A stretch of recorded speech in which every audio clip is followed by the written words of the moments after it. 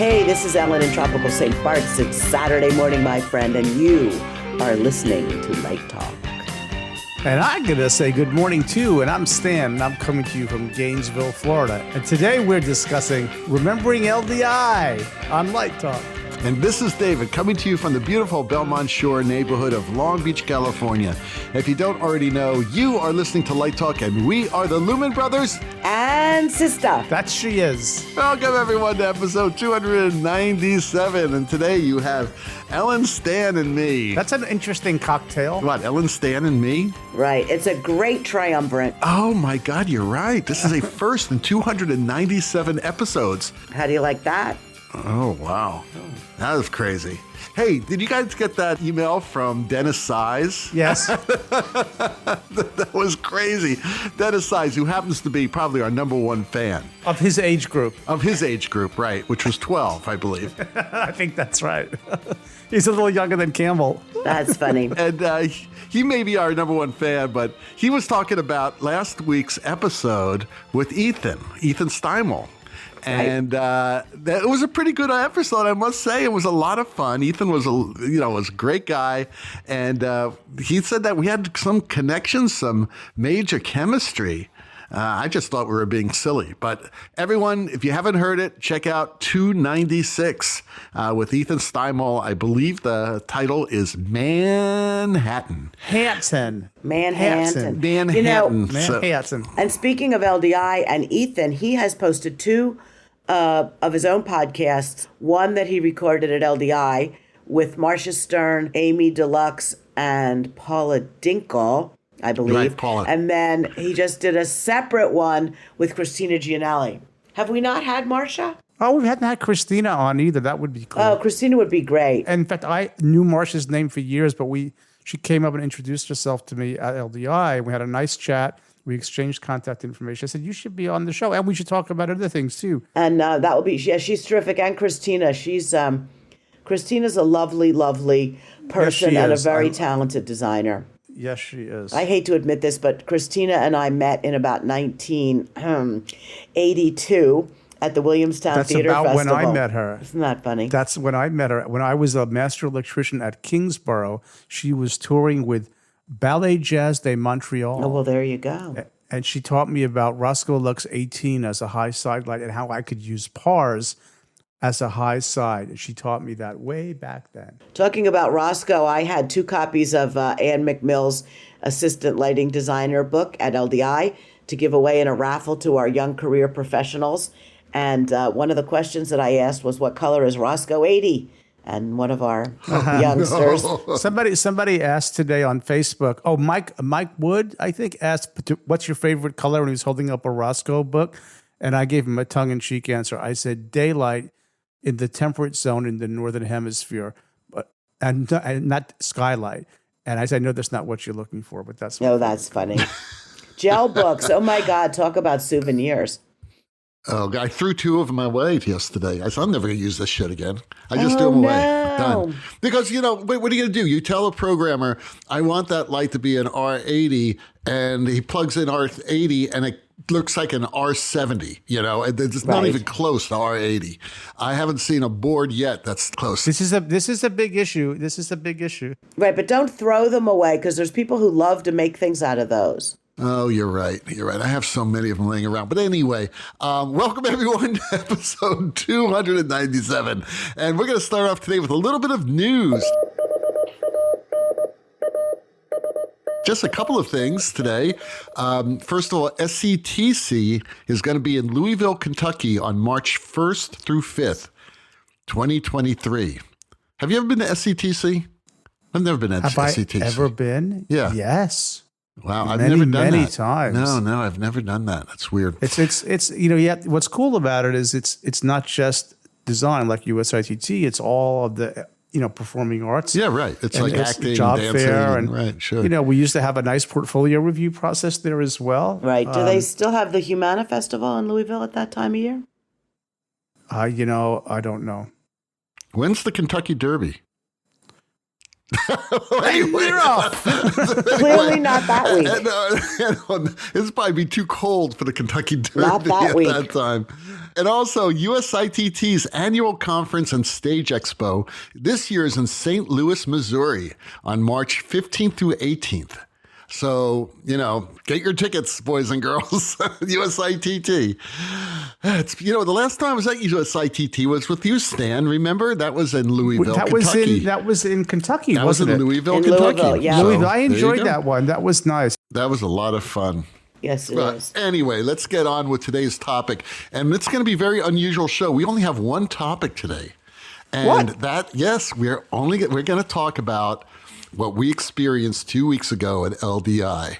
In Las be a short Vegas. show. And since we have the Queen of LDI as a Lumen sister, we can talk about a lot of things today. I mean, We have LDI royalty on the Ellen show. I'm not knows sure because LDI. somebody sent out a little note to some people this year calling me the godmother. I think I've been demoted. The godmother. What were you before? The czar?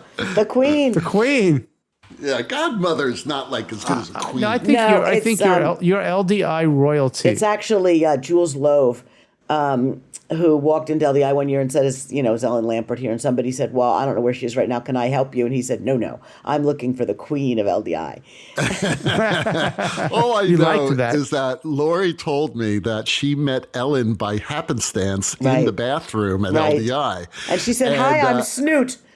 No. The way she said it was that, hi, Ellen, my name's Lori. And Ellen said, what, who? And she said, Snoot. And he said, oh, Snoot. And Right. they had this great It was coming very together. cute. Very cute. Very nice. I think she was, she was looking for a square of toilet paper, but you wouldn't spare a square. Oh, So that was I'd a give her all the whole, squares she needed. I would have given her a She whole said there was roll. no squares Share to a spare. square. I would have given her a whole roll. There's the title of the show right there. The Share a whole square at roll. LDI. No She said squares you to are the share. queen Oh, of that's so funny. LDI. I think we could turn you. How about Ellen? We'll advance you to Pope of LDI. Oh, I don't know. I might get in trouble with the powers that be for that, but whatever. The Well, then you would first be Jewish infallible. Pope. Right, the first Jewish pope. That's pretty funny. I like that. Popette. You're the Popette. Popette. You're the Popette. I like that Right, even right. better. Anyway, we had a terrific conference, and Ellen, congratulations. How many years has this been for you? Well, we started in 1988, okay?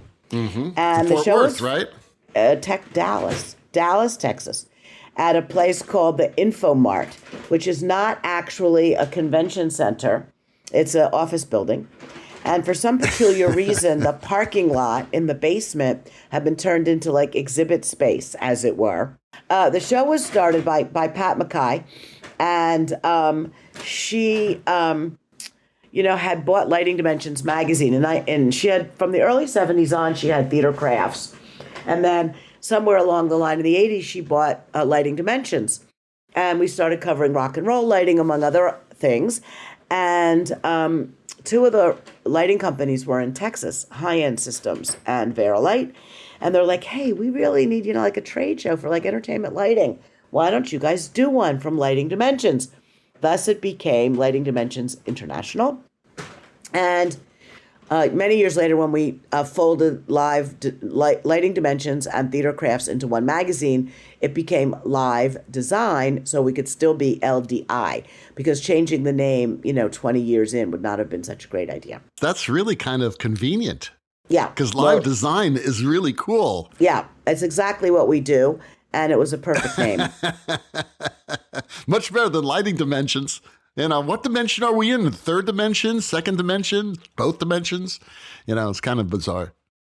When Pat bought Theater Crafts from Rodale Press in Emmaus, Pennsylvania, it was already called Theater Crafts, and she left it that way. So. Mm-hmm. But then she branched out and did a separate lighting magazine. Yeah, called Lighting Dimensions. She bought that from somebody. Right. I believe his name was Fred Weller. And she had a lovely graphic designer whose name I think was Betty Binns, who modernized the magazine and made it really beautiful. Lighting Dimensions was a very handsome magazine. It was. It was. I still have originals right upstairs in my office, right here at home, in fact, from the 80s. Right. And I can't throw them away. Do you know that there's an actual article of me in Lighting Dimensions? What year and what month? I might have it. It was 1980. I don't know, 89, 88 or something like that. It was the same issue that had the Genesis concert tour was about. Early Phil 80s. Collins on the front of it. Very early 80s. That was the VL1. Yeah, yes. It was VL1, VL2s, and Right. VL4s, actually. And Mark Brickman designed that one. And this is the funny thing. When Mark was on the show, I told him about that tour because that tour was so ingrained in my head because I Right. saw the dress rehearsal in Texas Stadium. He asked me to bring it. Actually, Jim Waite said, bring some students. We're having a final dress of this I've new heard Genesis this story tour. Oh, how before. fabulous. Yeah, and I would tell you the whole story. But anyway, we went to it, and it was such a brilliant lighting design. And it was the first time anyone ever used those big stadium video screens. What are they called? The Jumbotrons. Jumbotrons, right? And he had them like on trucks that would come together. Railroad tracks. Yeah, they were tracks, so curved tracks. It's a fabulous DVD that they made of this. And he did not know that they actually recorded a DVD of it. So I sent him the link that you could actually watch on YouTube, and it was really kind of cool. So just an amazing thing. But there's this little article about me. I forgot what it was about. And we haven't done one since. Oh my God, we better make up for lost time. What, on me? Yeah. No, You no. have a podcast now. Right. He's on every week. There should be one Right. on the Lumen Brothers and Sisters. Right. Exactly. Although it'll probably be since you're a Lumen sister, you really can't do that because then but- it's well, it's self promotion. No, but we do post you on, we don't publish any paper magazines anymore. We just do That's right. live design online, and we do post you every week. So, That's right. Right. Thank you. But anyway, let's get back to LDI. okay, so LDI. Yeah, so okay. That was I'm gonna quite a ask- tangent. We've got 3 Jews on the program today, and I'm going to ask the eternal question. We're not talking about anti-Semitism, No, this is okay? not anti-Semitism. This is 3 Jews, happy Jews. We're happy Jews today, right? I'm going to Happy pose Jews. the happy Jewish question. What made this conference different from all other conferences? Manish Tano, Halilo Hazan. Right. Manish Tano. Well, I'll tell you.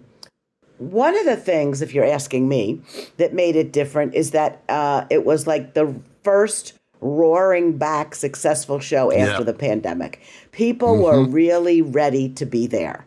It was amazing. I think that the show floor was crowded. The show floor looked great. The conference went really well. All the auxiliary things went really well. I think it was a perfect cocktail of all kinds of different stuff that just came together beautifully. Yeah, I was going to say the same thing. Even Stan showed up. Right. I showed up. Right. And so as a guy who's been away from it for what? 2 years? 3 years? Since 19. I can't remember. 19, Did you miss 20 21? was when COVID. Right, there was no COVID 20. started in 20. We There skipped was 20. no 20. Yeah, he missed Right. 21. He didn't come to 21 because Stan was right, was or really 20. isolating I himself. think I didn't missed do the 2 20. years. We did. Oh, you didn't have a 20. No. Okay. But what struck me was, like what Ellen said, I didn't feel it so much on the floor per se, but I did feel this sense of community, that Right. a real sense of warmth that in our live podcast and everywhere I went, there was just a sense of, man, it's good to be alive. It's good to Right. be with other people again. And I felt that myself. I was as rusty as I am at living life because I've been living in COVID jail. Right. It was a great way to come back. Absolutely. I really, it was palpable. It was great. I was just going to ask you guys, how was the audience for the Lumen Brothers event? Off the charts. It was like Lori came up to me and said, "Do you realize how much these guys they love you?" And I have to say, I was thinking that, and David will back me up. I was thinking, I give this 5 years, 6 years. How long can Lumen Brothers go on? At what point do you cancel the show? Never. It's like going on. Never. Well, never's not a good answer, really, because then you're going to jump the shark, And I was sort of thinking, I'm doing it once a month. I can't do it every week right now. And then I thought, we can't really stop right now because people have really found a home Right. in it, in LDI and in Light Talk. And to take that away would be wrong. So I flipped my attitude. It Right. really changed I'm me to glad. think, okay, we have to. I'm yeah. glad. Yeah, and we Stan. can reinvent Yeah. ourselves. You know, each of us could find like a younger persona. So like I do once a month and somebody half my age does once a month. And eventually we all, sit in the rocking chairs on the porch and the younger Stan, Ellen, and David do Wait it. a minute. Wait a minute. I'm already taking pills for that. I'm already taking pills for that. Are you taking Viagra? My hair is coming back. I got hair coming out of places I've never had hair. Oh, that's too much information. Things are happening. Anyway, I was thinking about wearing a toupee, and that'd be my younger. That's There funny. we go. Under the or fez. Lori's wig. She has this great Oh, red that red wig is that she great. was- Oh, my God. Yeah, and oh, she was wearing it when you met her in the bathroom. No, The red I wig? don't think so. But you posted pictures. Oh yeah, right. I know she put it on in the bathroom. Wait, we're That really was the- talking a lot about business here, aren't we? Well, what about the portfolio review? How did that go this year? Yeah, I was going to ask that too, Stan. It was great. I have to say, same feeling that I had in Light Talk. It was being around young people again. It was energetic. I felt alive, enjoyable, and I was goofing around because they've worked really hard. This is very personal, but they've worked really hard for me because you guys know I wear hearing aids, which I have normal hearing when I wear hearing aids. But yet, if the acoustics in a room and like 40 people in a room with hard surfaces, it's impossible to carry on a conversation. So this room was much, much better for me. And every time they said 5 minutes, I would look over at Brackley and Deanna and go, 5 minutes. I hold up my hand. They go, yes, Stan, 5 minutes. So, there was goofing around. There was goofing around, and there was a great range of talent, and they ran it really, really well. Again, really felt a sense of community, and I'm following up with people since then. Yeah, it was that are interesting talking too to me. because we asked Christopher Dennis, who's the production manager at the San Francisco Ballet, former lighting designer, to be a reviewer this year. And he said that you could almost see the relief or the joy on the face of a lot of the BIPOC people who were there, of which there were more than usual, of seeing someone like them that they could sort of look up to. He said when he was that age, there was no one, really around. And he said a lot of them stayed to talk to him afterwards and that it was a really, really rewarding experience. So that's great. It's really great. And you know what? It was so good that one gentleman, I think from School of the Arts, texted me afterwards and said, can I come talk to you some more? And I was exhausted. He actually drove to my hotel. Wow. And we spent an hour following up something that I said to him. He wanted to drill down deeper. And yes, and somebody sent me a nice picture. I think it was you, Ellen. Or no, it was David, of me and a lovely BIPOC student having a conversation. That's a great picture. It's on Facebook. So most of them come with a laptop now. Nobody really actually shows a book, do they? Print. No, it's much better for the images to be luminous. And actually, I push people to do video clips because I want to see things in context. Right. I want short clips. So are you giving them advice like how to best present their work? Depends. I usually kind of ask them what they're looking for, what kind of feedback they're looking for. Do they want portfolio feedback? Do they want to talk about career? Do they want to talk about education? Do they want to? So I let them sort of drive the direction rather than me. Right. Because I can sort of I'm pretty flexible. So for anyone who doesn't know, this portfolio review is an annual event that's been going on at LDI probably for, 10 or 12 years at least. I remember when it started. Yeah. It was when it was a fledgling. Quite a while ago, founded by Brackley Frere of the University of Nevada in Las Vegas, who was a lighting designer. And people who are mostly students or graduate students or young professionals sign up. And it's like speed dating. They go from table to table and talk to all the reviewers or as many as they sign up for to get advice. So I think that's it's a wonderful event, and we really are happy to host it at LDI. And didn't Erda have a... Yes, Erda had a showcase this year, like a designer showcase. And I'm afraid to say I don't know how well that went.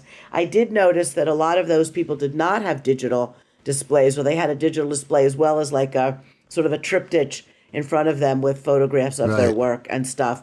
I have to get in touch with them and find out how it went. It was the first year. And I hope that we can expand on that again next year as well. Okay. Yeah, I guess I thought that they were doing like their regular interviews. No, they did that last year, did. sort of as pop-up IRTAs, and I think they felt that it's really not the right setting for it because they just have their other ones coming up in January in Chicago, I guess, and that they wanted to try something else. So, we laugh about sort of becoming the new Ming Cho Lee clam bake, of which they did the final version in New York this year. Right. And I do hope that it went well and that we can expand on that in the future. I love working with IRTA. And, one of the things that we've really been pushing at LDI is foster the future, which includes things like the portfolio review, the designer showcase, the Young Career Professionals program, the scholarship diversity winners, the production assistant program where, a lot of students come and they work as techs for us during the conference. Yeah, that's great. Yeah, we're trying to promote the next generation as much as possible. Yeah, that's great. Speaking of the showroom floor, I must say that when Lori and I arrived, which was like Saturday morning, after registering, we went right into the showroom floor, and it was like, oh my God, it's back. It was such a difference from last year.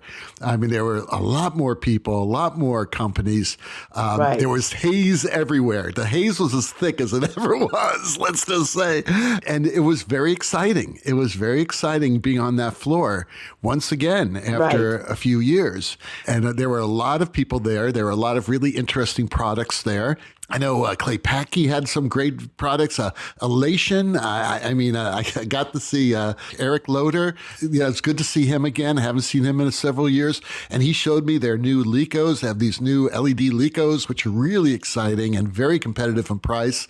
And also this really cool prototype strip light. I had never seen anything like it. It is a super small profile, like maybe a half an inch tall, maybe an inch. I don't know. I may be exaggerating. I never exaggerate. I try to be very specific and correct on these things. But, Stan will tell you I'm a little bit I lend toward the hyperbole every now and then. Towards the hyperbole. But this thing is tiny, and it's one of those things where you could put on the front of a stage as footlights, and you would never notice them. And it's not released yet, but I was really excited about this because I was tired. This is the first I'm hearing about this. You didn't tell me about it because I told you about this. It was so cool. And I get to see who makes it. Elation. And Elation, it's a prototype. They were showing a prototype there. Oh, because you know what it makes me think of? What? A few years ago, I was in Berlin, and Robert Wilson had done a Peter Pan, and he had a line of LED footlight, like you're describing, about as thick as your index finger, like you're saying, running across the front edge of the stage, but it was not pointed at the stage. It was pointed at us. Why? And the why is the question. It did some kind of an illusion because you're not really focusing on that light. You're looking beyond it, but it does something to your perception. I never could quite figure out what he was doing there. Was the light moving up and down like on a stick kind of thing? No, it was just laid at the very downstage edge of the stage, pointed at the audience, very extremely thin and like a cold white. Mm-hmm. And it was on a lot of the time during the show, and eventually you ignore it. But I think some of what he was doing with the performers and the way they were floating in space, somehow it was doing something to our perception. And I thought I had figured it out once, but now I forgot what I figured out. Yeah. Interesting. Well, all I can tell you is that if you noticed it, it didn't work. Only at first. Only at first. And then you disappear. Then you ignore it. This is definitely for footlights or for cyc lighting, a super low profile. You wouldn't need any type of ground row to hide it. It Very is nice. just a pretty amazing thing. Color changing? Yeah, color changing. Well, Full why color, not? Color, yes, color changing. They had it working. I saw this thing. Is it on their website or is it hidden? It's not. It's a prototype. It's maybe 3 feet long in sections, and it's really tiny. I mean, it's like unbelievable. Did they let you take a picture of it? Yes, I did take a picture of it. As a matter of fact, I'll go ahead and post it on our Light Talk Facebook group. Not until you share it with me first. Okay, I'll send it to you. All right. Was it on their booth? Yeah, it was in their booth. Yeah. Okay, great. It was actually on the floors, right next to those new Lecos they have. Hey, speaking of Lecos, Do you know that Lico is a trademarked word from Strand Lighting? And it's from whatever their names were. Levy and Cook. Levy and Cook. Levy and Cook. So, like, Source 4s are not Licos, they're ellipsoidals. Just that's right. by the way. Okay, so I would say Lico, they were ellipsoidals. Here come the Trademark Police. There we go. Well, we write about this stuff all the time, and I'm always changing designers, and they go, Source 4 Licos. I'm like, no, I don't think so. I guess it's become like a Kleenex, but... Lico Light was a Strand trademark. Those Elation Licos, they're called the KL series LED Lico. It's pretty cool. I mean, they have these rotating gobos in this thing. It has 10 gobos on a wheel. And it's really small with no motors. It's all done by magnetic inductions. So Lico is actually... they're not calling them. I call them Licos. They're not calling them Licos. Okay. But they're ellipsoidal reflector spotlights, but they're LED. So it's a static LED with a little 10 gobo wheel in it? Yeah. And then the gobos are tiny, but it's the focus, the optics are so good on this thing. And it's the price is extremely competitive. I was very, very impressed. I checked out the Martin booth. They had some really cool LED blinders. You would love those, Stan. I know how much you love strobe lights. You know how I like strobe lights. Right? Give me that stroke. Bring it on. They have a new aura, which is cool. The Clay Paky booth was really cool. Stan, did you see the Clay Paky booth? I did not get to Clay Paky. Yeah, the Clay Paky booth really was beautiful. It was really beautiful. The Chauvet booth was beautiful. I think a lot of booths were really handsome this year. A lot of the small booths were really eye-catching. I think that people really had time, maybe during the pandemic, to put into R&D and to come up with exciting new products and to really think about how they want to market themselves. Right. Did you see that transparent LED screen? Yeah, that's really very cool. A company of Muxwave, I believe. Is that a Rose brand product? Muxwave. Yeah, it's unbelievable. I mean, there was a company who used to do that years ago, and it was a flexible LED where you could wrap around. But this thing was like really amazing. I will definitely use it if I ever have the money to use it again. But yeah, there was some very exciting new products there. And like you said, Ellen, it's probably because they had a couple of years to really get them ready. Well, I also think that the transition, the shift from conventional to LED has happened. It is complete. Right. And, sometimes I write something about conventional fixtures and I wonder, well, do these people even know what I'm talking about? I mean, these kids, it used to be, are you moving more towards LEDs? And that's not even a question anymore, Right. No. I think I told the story on the show. I had a grad student who graduated last spring, but he came to me 4 years ago and he had never used the gel. His college had all LED 4 years ago. Right. We had to teach him about amber drift because he said, what are you talking about? I've never had to deal with that. Right. So that just tells you where it is. Something interesting on that topic. So we're doing a project out west, and this theater has a lot of tungsten fixtures, but we're renovating this one of their venues. And we've been looking for how to take 300 circuits and pare it down and help them transition. And we're going to end up putting some cam lock connectors out in their front of house for some small dimmer racks so as they're making the transition. But we're talking to some of the manufacturers about products that will help people make the transition in terms of the infrastructure. There's a lot of theaters out there with a lot of dimmer racks that need to move to, relay systems, and yet we're still in that. Even though LDI has moved on and the industry's moved on, the infrastructure out in the country has not. And so we're not really giving them, there are ways to do it and there's different ways to do it, but we're not really marketing that here's your transitional system to get you to, and so that's an interesting problem that we're working on. Right. Right. Hey, Ellen, could you talk a little bit about those special conference sessions you had, like the Women in Lighting and yes. The projections? I mean, unfortunately, Zach couldn't be with us today because he was involved in the whole projection thing. Zach took on quite a few things this year. He did a session about digital signage, because he's been working out at Visual Terrain and involved in a lot of new things for him. It's interesting to watch him transition. So we had, we co-located with our sister show, the Digital Signage Experience. And Zach did a session that appealed to both audiences about digital signage. And I believe that Bob Boniol, who is about to do a big digital signage thing, scurried over there to be part of the conversation. And then Zach also hosted the 4 Art of Programming Media Server sessions, which he said was mostly newbies interested in learning about programming media servers, which I thought was interesting. And then he did a projection mapping session with Casey Wilkerson from Disney, which I hear was very interesting. I would say that the core audience of LDI is still lighting. So going back to Women in Lighting, which is one of your questions, Women in Lighting is an interesting international sort of consortium of women lighting designers that really sort of started in the architectural side of things more than the entertainment side of things. And it's run by 2 people out of England called Sharon and Martin. And they have support from Araton, and they love to do sessions promoting women online. They do some podcasts, they do some video interviews, they do sessions at various trade shows, and this is the 2nd year that we've supported them. Last year, Ann Militello did a sort of history of women in lighting under their banner, and this year it was 3 sessions back to back.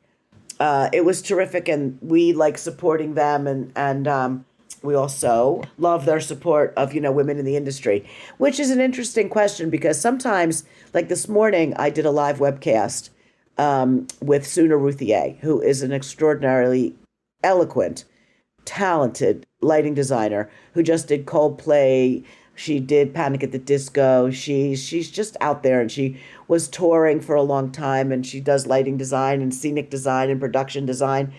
And she was talking about how, everybody always asks a woman like that, who's probably in her late 30s, I don't know, 30s somewhere, I guess, how she got to where she was and were there obstacles about being a woman. And she said in her case, she never really thought of herself as being a woman in the industry. She just thought herself of being in the industry, even though she did notice that she was frequently the only woman on the tour bus. But that it's changing and there's more and more women out there doing, what she's doing. So we used to do a women in entertainment technology breakfast at LDI, but the women finally said, hey, we don't want to be in a ghetto. We really want to be just part of the world. We want to be just designers or technicians or whatever we are. But there is sort of like a family kind of a feeling when it's like, okay, we all belong to like this, this women thing, and it's supportive and it's a sisterhood and you really can sort of let your hair down a little bit and tell stories. If you have dinner with Paula Dinkle and Christina Gianelli and, Sarah Rushton Reed and Ann Militello and, Christy Roldan and all the wonderful women who come to LDI. Right. It really sort of is. It Ann really McMills. is a sisterhood. Ann McMills, absolutely. I have a question on that subject. I know you do a lot of demographics, of the conference. What percentage of the attendees were women this year?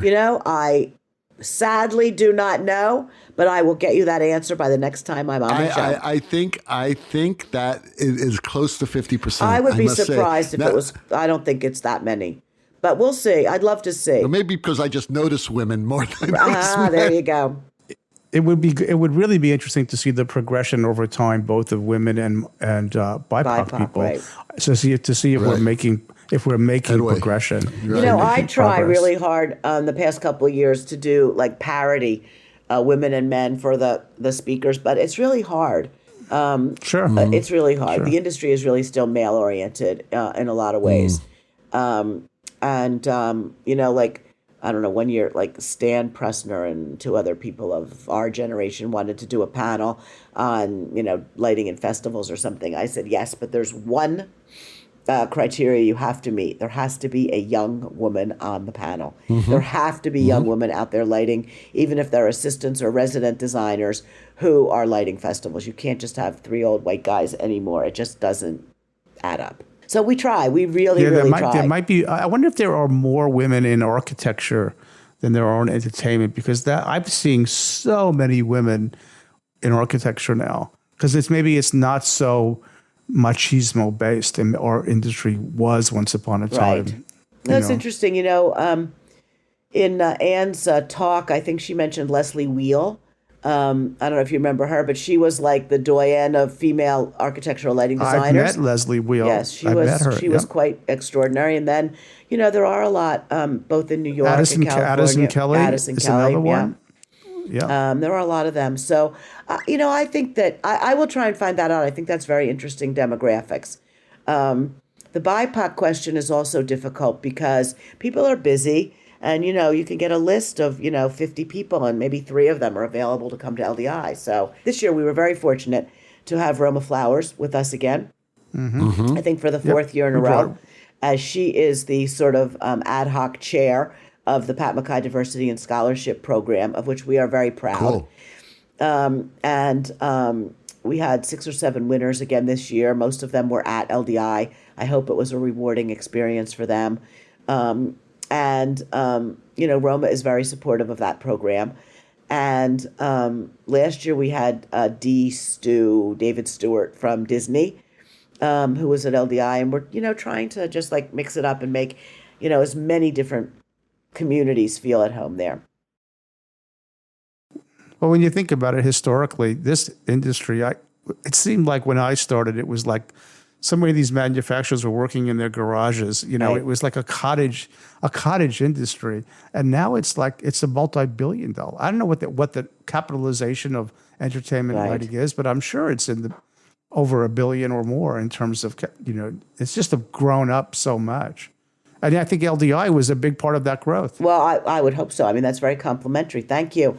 Also, we had 4 sessions that were free to everyone that were on the LDI stage near the Circle Bar. And they were on topics that are really important. One was diversity, led by Roma. One was mental health from behind the scenes, led by Lori Rubenstein.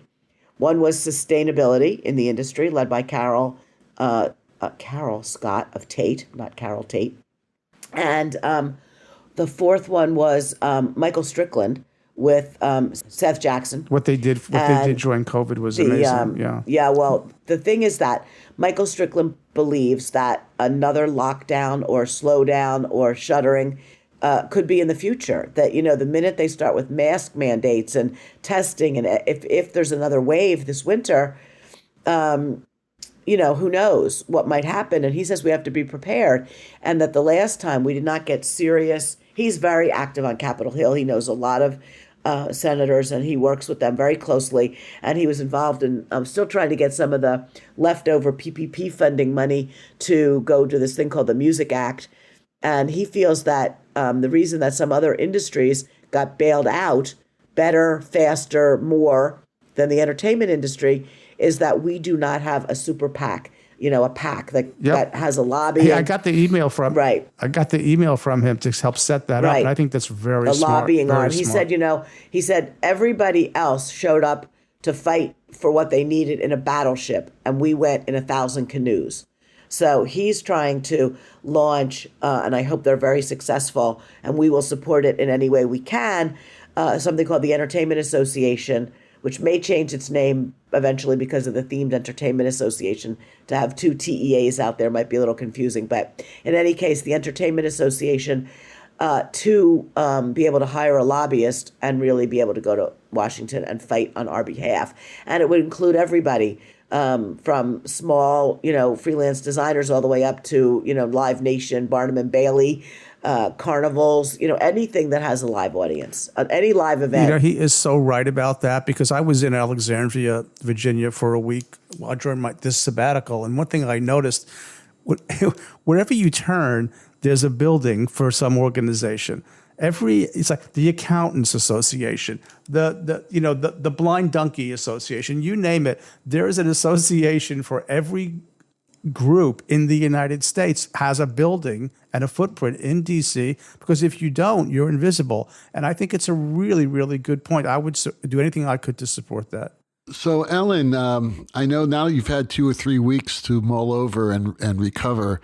Anything for the future that you can give to us about any ideas or, it was funny because this morning Ethan sent an email to us about an idea he had for maybe a joint podcast next year. out on the floor Right. of Yeah, we've been LDI. we talked about that a little bit this year about having a podcast studio. They Yeah. had one at USITT last year, which was great. And we've been talking about, getting some kind of sponsorship for one so that it could be a large space, hopefully soundproof on the floor. And we had, we sort of dubbed your room the podcast studio this year. And Ethan used it and Marcel Fairbairn used it for some geezers of gear that he recorded that are on air. Ethan used it, you used it. Hannah Robb from Theater Art Life did some interviews in there. So there's a lot of podcasters floating around.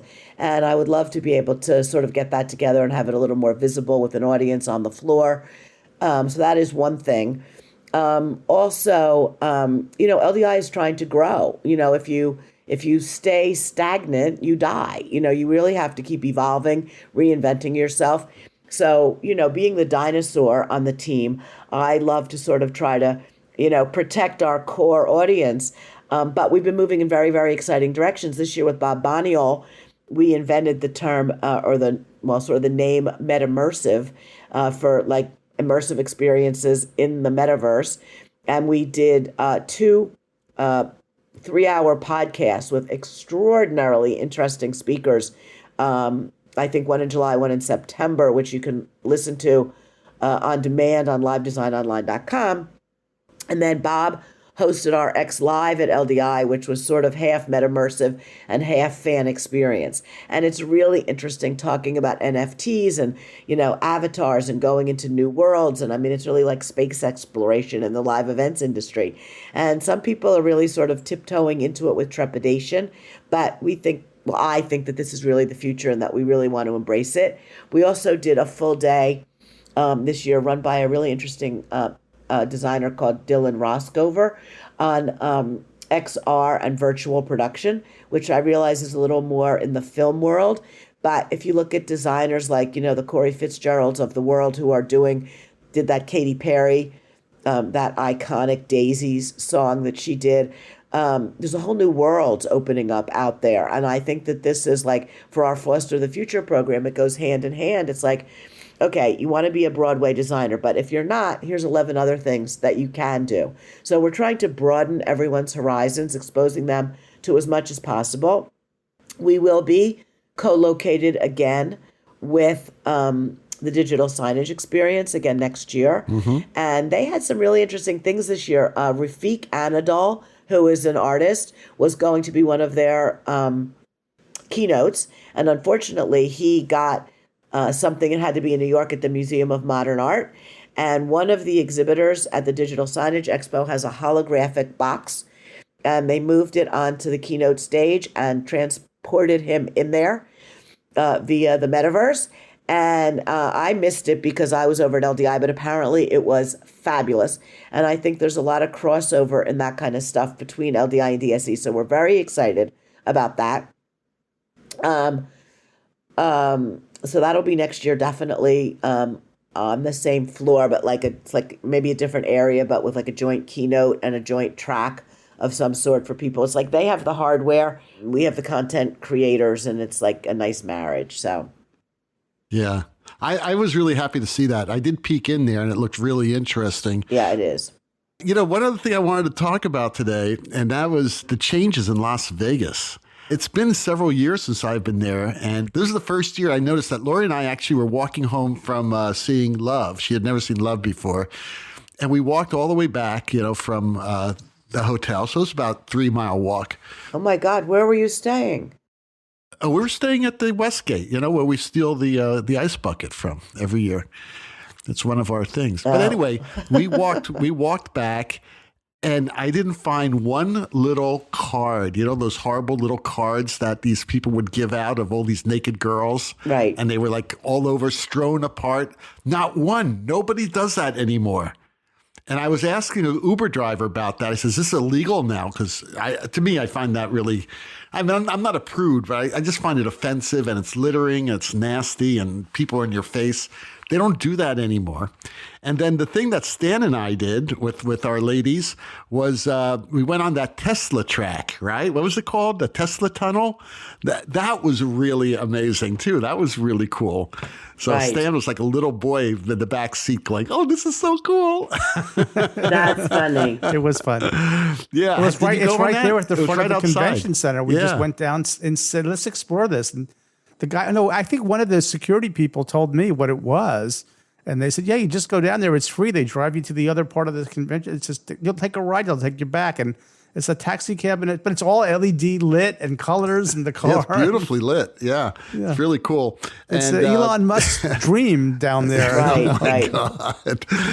Yeah, a dream, A all little right, scary. more like a nightmare. But Yes, it's all it's right. funny that that the changes in Vegas, and it seemed to be a lot cleaner.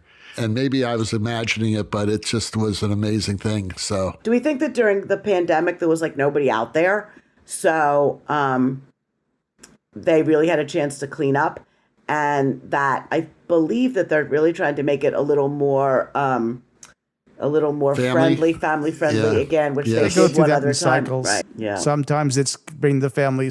Next time it's what happens here stays here. They're always coming up with a new plan. yeah, right. What are you going to do?